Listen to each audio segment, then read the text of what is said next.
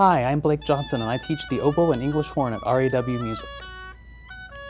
I sort of came to the oboe by accident. I started playing the clarinet in 6th grade. I played for 3 years and it never really clicked. I enjoyed music and band, but the clarinet just wasn't really my thing. And then on a whim, my band director, my freshman year of high school, asked me if I'd ever thought about playing the oboe, or if I wanted to do it. He lured me in with the same cliche every band director uses. You know, you'll get big scholarships at college if you play the oboe. And so I believed him. I said, sure, that sounds great. What's an oboe? And I went home and looked it up on YouTube, and I found this video of Albrecht Meyer, who plays in the Berlin Philharmonic, and he was playing Handel in the midst of a bunch of stringed instruments. He was standing on a podium in a huge sweater with this whale on it, and he just sounded incredible, and I loved the sound, and I loved it from that moment. And I had a lesson not long after, and I felt the weird little buzzy feeling that you get in your mouth from the reed, and I have been hooked ever since. The best thing about teaching music is the variety that it offers. You can have a studio full of students, and each one will be at a different level, a different place in their journey, and having different obstacles that they're trying to overcome. So if you teach 4 lessons in a row, you'll maybe work on the same concept in every lesson, but you'll need to come up with at least 4, more likely 8 or 16 ways of explaining the same concept. And that really keeps it exciting for me. It can never become dull, because you'll never teach the same lesson twice.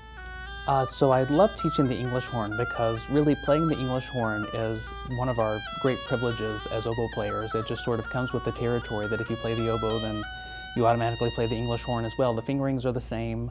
The reed's bigger, but basically the same.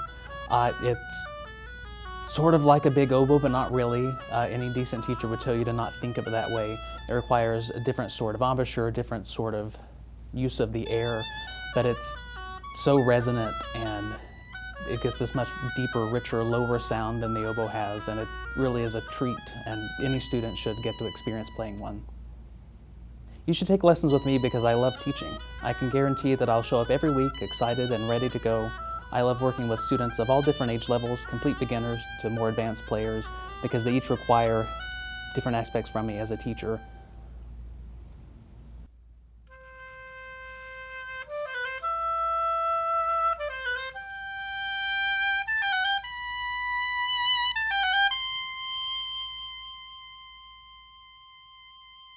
Okay, so the all-state audition music for this year is Haydn's Oboe Concerto in C major.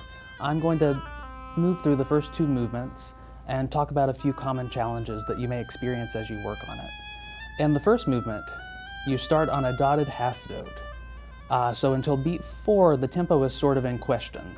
I can guarantee that any judge, no matter who it is, will be listening for beat 4, and they'll tap their foot from there on out. So I would think ahead to perhaps the more difficult measure within that first movement, and hear your tempo, and make sure that you set it from the very beginning.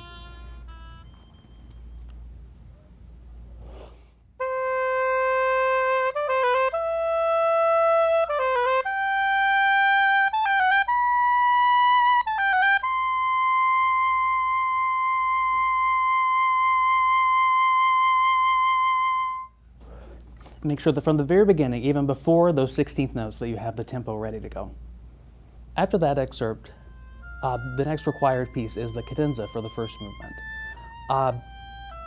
The most common challenge with a cadenza is to play it as if it were straight music like the rest of the piece, structured, rhythmic, and without the sort of freedom that a judge might want to hear.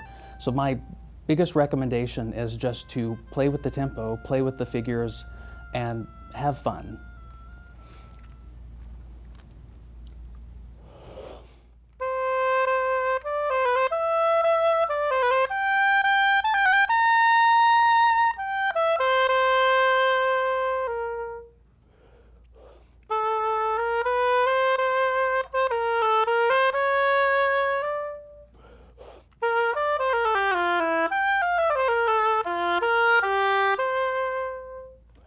You can see that I haven't kept a consistent tempo. I've lengthened notes here and there, and I would encourage you to do the same.